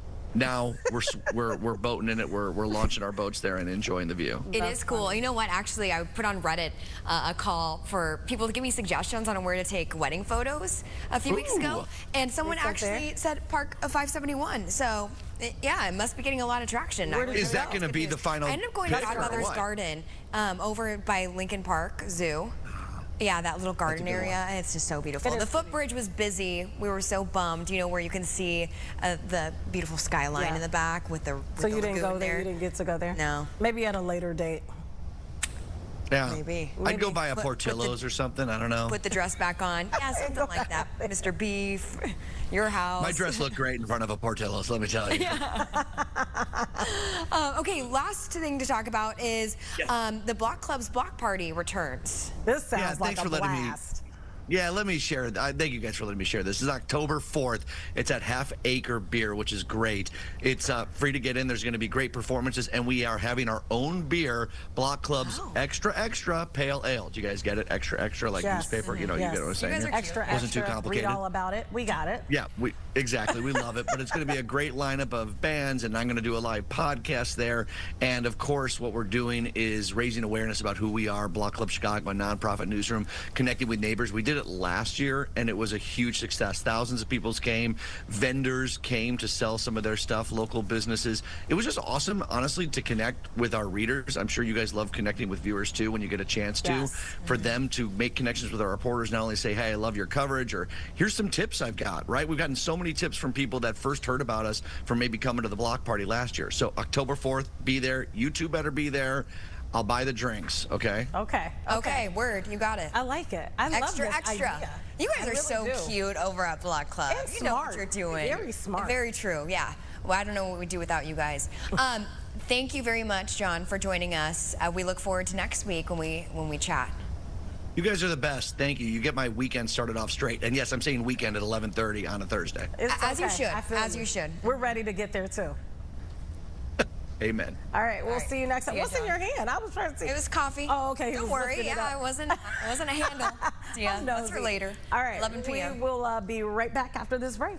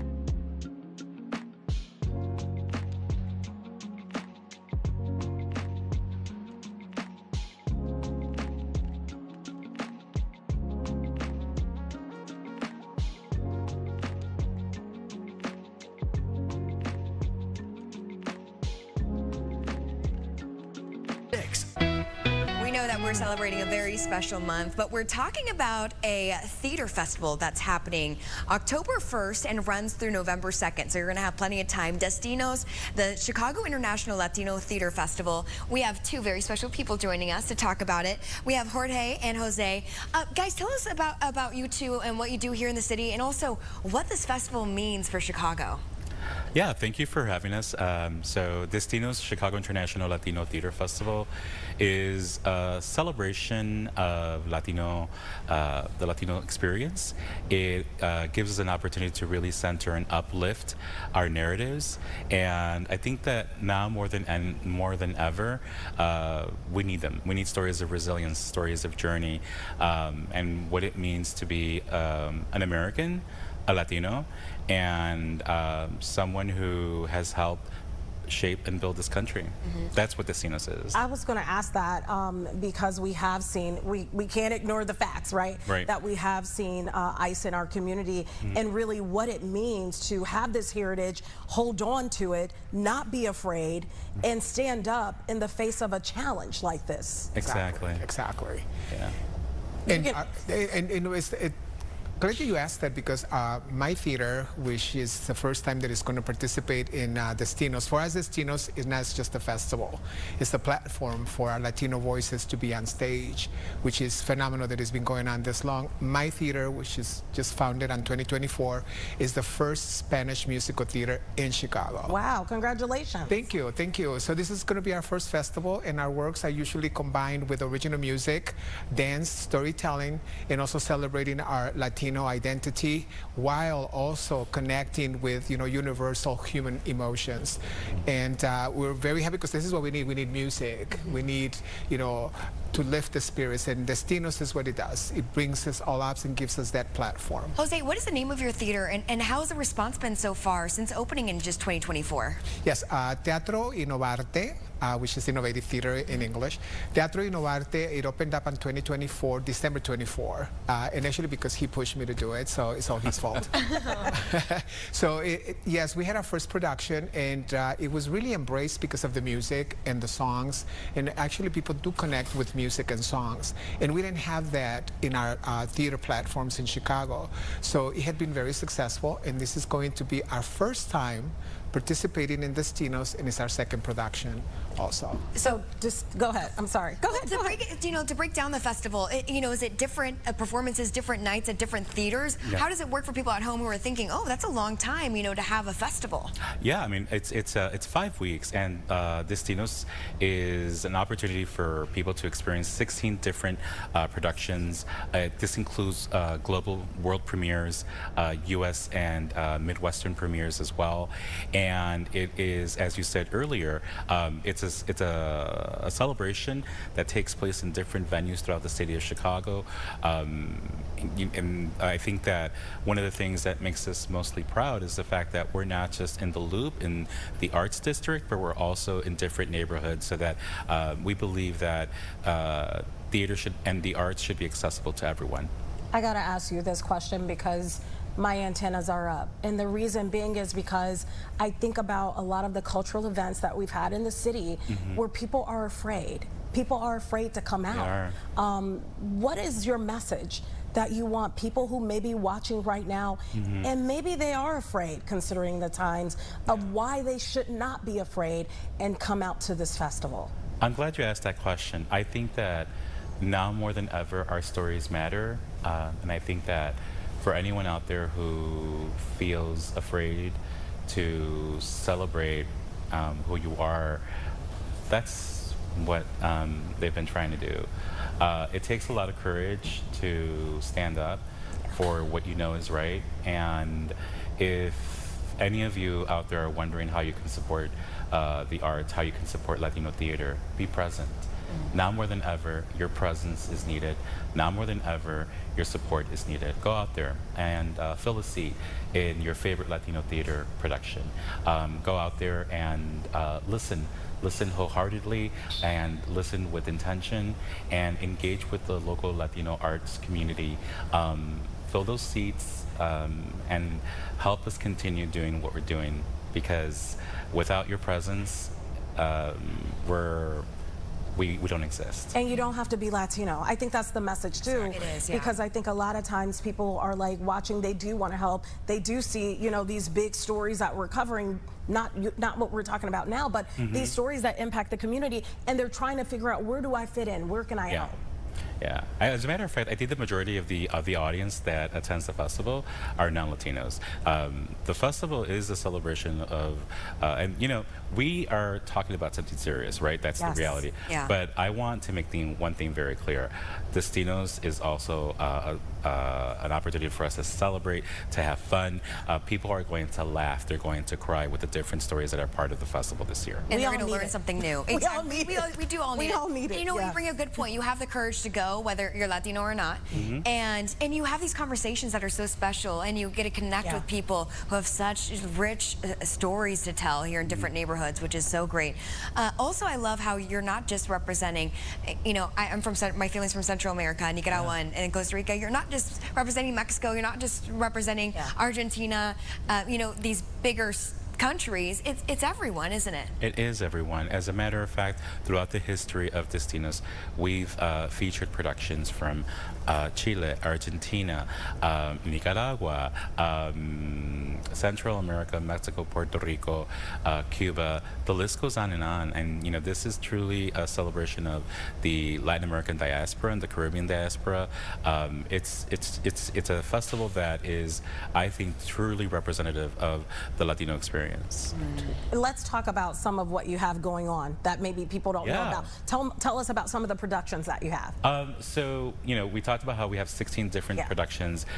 We've got an amazing production by a company called Visión Latino called Las Boriqueñas, and it talks about the history of the birth control pill. Oh, interesting. Yeah, and I think, you know, a lot of people don't know that we owe we owe a lot to Puerto Rican women, and so this focuses on the story of 4 Puerto Rican women, and that will be part of the festival this year. We also have a story called production called Saving Myself by Subtext Studio Company. They've been part of the festival for quite some time now, and so this is a comedy, and I'm really excited to see what they're doing. Aside from that, we've got something called Spotlight Week, and that allows us, those are one-night engagements that they only happen for one night. We've got storytelling, we've got a cabaret, burlesque, improv. So there's a little bit of everything for everyone. There's also something by a company called Aguijón Theater, which is the longest running Spanish language theater company in Chicago. Wow. They're bringing a production to life called Us, and that is by a Uruguayan playwright. So I'm excited to see what they're going to be doing. As a matter of fact, I don't know if you want to tell them that you'll be performing at Aguijón Theater. You can't leave yourself out. Come on. Come on, Jose. No. Teatro Innovarte, being the first musical Spanish language theater in Chicago, is going to have his first production at Aguijón Theater. So this is like, we call it the Sacred Tablas, which is the stage. For us, it's an honor to have our production in this longest running, you know, sacred place, which is Aguijón. That's where our production is going to be. And it's about, the story tells about these 2 young artists who is Emilio is a mariachi musician. Alari is a classical ballet dancer, coming from different worlds, but still connected through love and rhythm. And also, what it's about tradition, it's about culture, it's about pride. And it's also about the challenges with the uncertainty of your following your heart. So for us, it's being there and doing this is just phenomenal. We have the playwright by myself and Pachi Felix, who's my co-founder and also artistic director. The actors are phenomenal. Alma Paulet, I can't forget to say that. Alma Paulet, Emmanuel Ramirez, Chalo Aguirre, Stephanie Sain is directed by a wonderful man who's Dangel Nava, and is produced by Teatro Innovarte. And also our music score is an original song, also written by our Teatro Innovarte, and Tim Johnson, who is a musical director, vocal director, composer, score, and everything is all original by him. So come and see it. It's wonderful. It's about queer love, of course. Yeah. So I recommend it. I mean, any of our shows with Destino are fantastic to see. And then also you might be asking yourself, how myself can I go to a Spanish theater and understand it? They all have what we call super titles or subtitles in English. Okay. So you can't miss it. That's good to know. Yeah, interesting. You know, along with that, I think families are looking for things on how to engage with the community, how to teach their children about different cultures. Are there some family-friendly shows that you guys have in place? Oh, yeah. As a matter of fact, last year we had an amazing production from Chile. Imagine mask making, imagine beautifully, like sort of these bugs that come to life and they're lit up. And that took place at Chicago Shakespeare Theater. So yeah, there's a little bit of something for everyone. That production was highly successful. Yeah. Oh, happy to hear that. Exciting. Anyone watching, how can they get tickets to any of these shows? For anyone watching, just visit glata.org. We have the links there to all our partners, the theater companies, and so the entire schedule is under www.glata.org, CLATA.org. Perfect. Thank you, Jorge and Jose. Thank you so I love the much for your conversation. time. Thank you very It was much. great. We And we appreciate expect you at the theater. I want to see you both We're gonna there. come. Oh, well, I'll make it work. Trust Please me on do. that. Maybe a little cameo. Yeah, maybe. Yeah. Okay, wouldn't mind that. That would be fun. Thank you both for joining us. All right, you two were great to talk to. We Definitely. have someone waiting in the wings, actually a father-daughter duo that are unbelievable. Buddy Guy and his daughter. They're going to be coming up right after this break. We'll be right back. Mothers that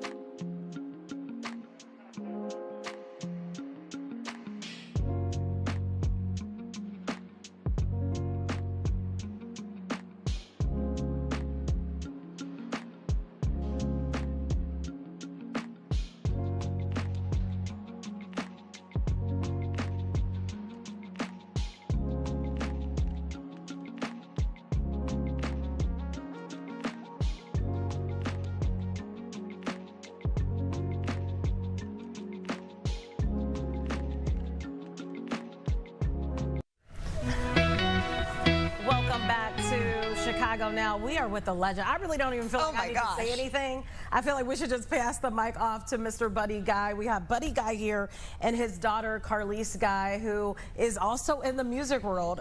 She has the New Blue Band, and they're going to have a special appearance coming up. This is all happening at Navy Pier for the Chicago Live Music Festival that they're having. Thank you so much for being with us. Well, thank you for having us. Oh, how have you been doing? How have I been doing? Yes. When you get my age, you don't answer that. Well, you look good. You look like you've been doing good. You got your glasses on? I do. Well, you know, if you put the right ones on, you see all these wrinkles. Well, that comes with age, but you look good. You don't look like you're like down. You look like you're upbeat. You're having a good time. Well, you know, that's what blues players do. So they get a shot of cognac before they get out of bed in the morning. Is that what you do? No, I don't. You're just talking. That's what we need to do. What I do have to have before I go to the stage, I just listen to B.B. King. You know, I didn't know he told me to do that. You know how nervous I get before you go on the stage to play, because you know you're not going to please everybody. That's true. But That's you true. give them the best you got. And my dad and my grandparents told me when I was coming up picking cotton and driving tractors, they don't be the best in town, just be the best till the best come around. I like it. And Wow. it seems like you've What been a the message. best. Yeah. Carlise, we got to ask you, having this iconic figure as your father, did you always know that you too would be in music? No. No, I didn't. That's one thing. He's never pushed it on us to get into the entertainment world, because there are actually several of us who actually are involved in entertainment in some shape, form, or fashion. He kind of just left it up to us. And, you know, when you're around it as a child and then you grow up and you see it and, you know, you become a part of it, you either do one or two things. You love it or you go in a different direction. Yeah. Well, you know, Carlise, I have to give you credit because you've done so well yourself. Tell us about your band, you know, where people can see you and what really brings you on stage and motivates you. Because you didn't, you know, fall into a shadow. You really did your own path as well. I did. I've always had a passion for singing. You know, like a lot of people will say, I actually started singing in church, in the choir, and then I got an opportunity to do some solos, some private events, and I think it was in me to begin with, but again, my dad let me just follow my own path for it. And so, yes, I'm a part of a band, New Blue, which we will be performing at Chicago Live on September 20th in honor for the Chicago Blue Legacy Committee, which my dad is honorary chairman. I want to throw that out there. And so we're excited about it, and he'll talk a little bit more about what they're trying to do in efforts to support the blues community. And it's just amazing to be a part of this. So my band and I, actually, my dad will be my special guest, which is a big deal, a big deal for me. Yeah. We've been all over the world in some places and traveled, and I've had an opportunity to sing with him. But this is actually really important and special to me because actually he will be singing with my band and me this time around. So we're really excited about that. So when you say that, are you saying that in the past you've kind of been back up with your dad? You know, yes and no. Well, my band and I have actually had an opportunity to open for him in Brazil. I think it was, Daddy, we opened in Brazil. And then I started kind of doing my own thing, so I've done some international traveling on my own. But I love traveling with my dad because he's also a comedian on stage. And just like he said, you get really nervous when you go up there because you want everybody to appreciate the music. You know, you want them to kind of feel what you're doing. And he eases that for me. I don't have to take the cognac. I just listen to him, and then he's my cognac. I love that. How proud are you to see your daughter take the stage and do so well? Well, you know, it's, let me put it like this. When I was coming, they was coming up babies in the house, I didn't ever say, look, y'all should do this. Because if it fails, later in life, they're going to point their finger in your face and say, Dad, if it had been for you, I could have did something different. So I never did do that. And the second thing, the average young people now, we wasn't playing the big outdoor theaters. And you had to be 21 to come in there, so they didn't really know who I was until they turned 21. It's true. Got it. Because they couldn't see the shows. Yeah. Right. Well, they didn't know. I didn't go home and say, yes, what your dad do. I just left them alone. And when they turned 21, that walked in the club and saw me play. Oh, Dad, I didn't know you could do that.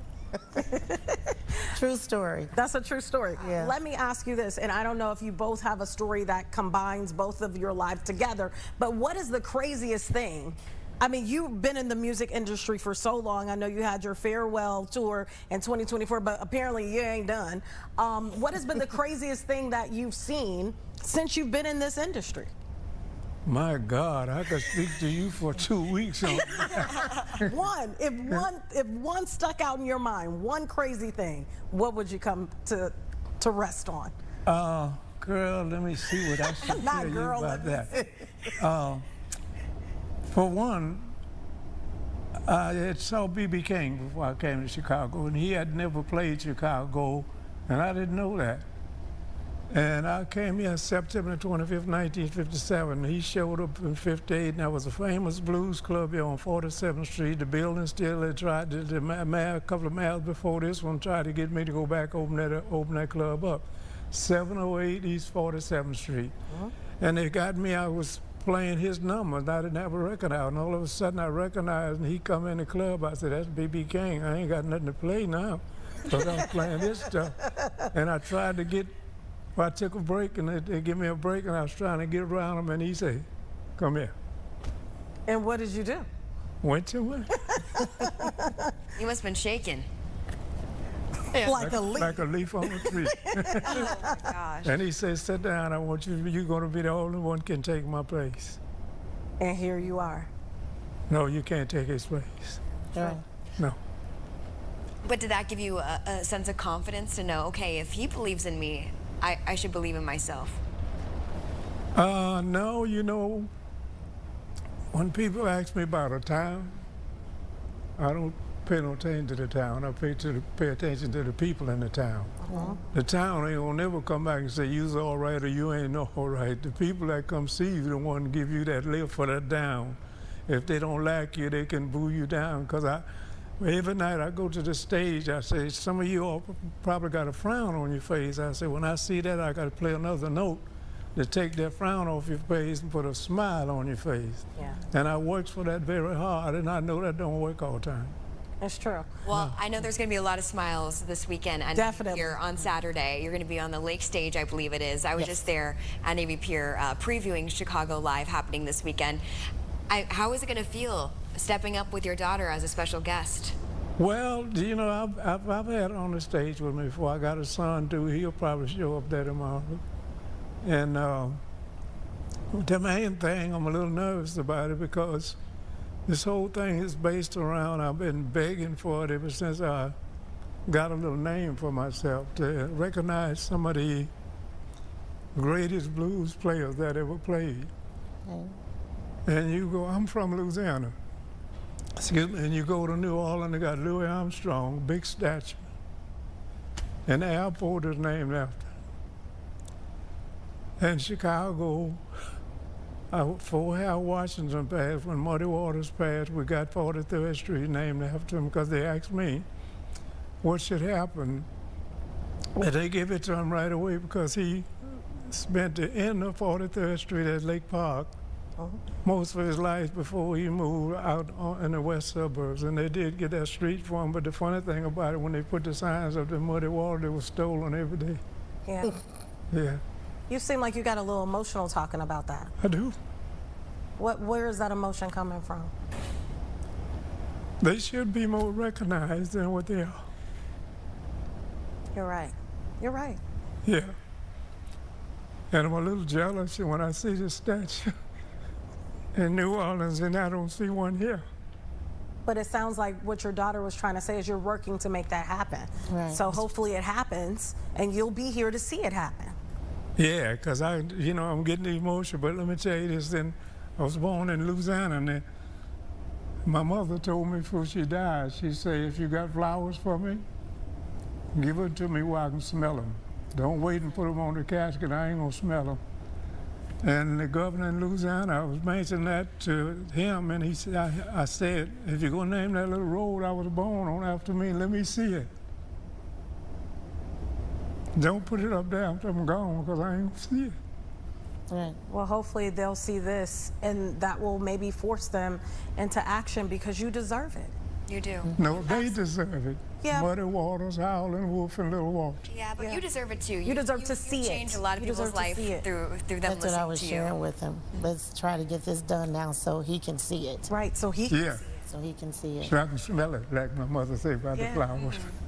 Well, that's nice that you have not only are you connected through music, you're connected through blood, but also you understand and you see and you have a partnership going on, it seems like, don't you? Oh, yeah, yeah. He's been very passionate about this for quite some time, you know, but again, with his own travels, you know, tours and his own career, and then trying to take a stand here for, I'm a Chicago native. Yeah. I'm born and raised here, so everything that I know about the blues or have heard about it has come through his teachings. So I agree with him in terms of wanting to see some of the history of this genre of music be displayed so people can understand it and appreciate it and get a little, you know, see a little history versus just hearing about it all the time. So. Well, thank you both so much for coming. We've run out of time. I Yeah. could keep talking to you. You got 10 seconds. Go ahead. You take it. 10 seconds. Sure. You know, America didn't know much about these great blues players until the British started playing, and we got to give the British thanks for letting the world, the whole America know who Muddy Waters was, B.B. King, and all the greats, because they started playing it and thought it was something new, and they didn't.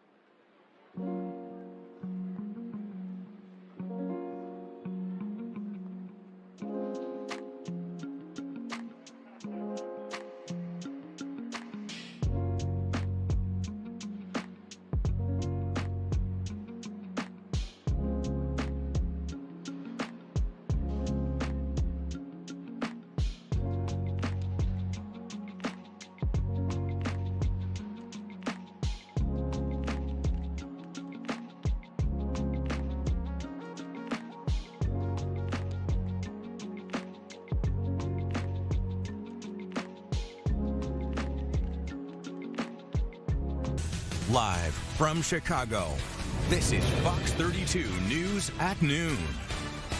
Next at noon, breaking news, a young boy hit and killed while crossing the street. We'll let you know what we know so far. Free speech under fire, the growing debate over whose voices are being silenced and why it matters. Copy and paste weather, and we are not complaining. Our forecast looks familiar, but will we see some rain this weekend? Good afternoon, everyone. Thanks for joining us today. I'm Sylvia Perez. I'm Brian Jackson, and we begin with some breaking news. A 9-year-old boy is killed while crossing the street in the Austin neighborhood. This happened this morning near West Walton Street. Police say a light-colored Chevy sedan was going westbound when it hit the child as he crossed the street. He was taken to Stroger Hospital, where he later died. The driver is in custody, and charges are now pending. We're also following 2 overnight police shootings. Chicago police said that an officer shot a man with a knife near West Madison Street. We're told that the officers repeatedly ordered the man to drop the weapon, but he wouldn't and kept walking towards the officers. That is when police shot the man. That second shooting happened near 73rd and South Langley around 9 p.m. last night.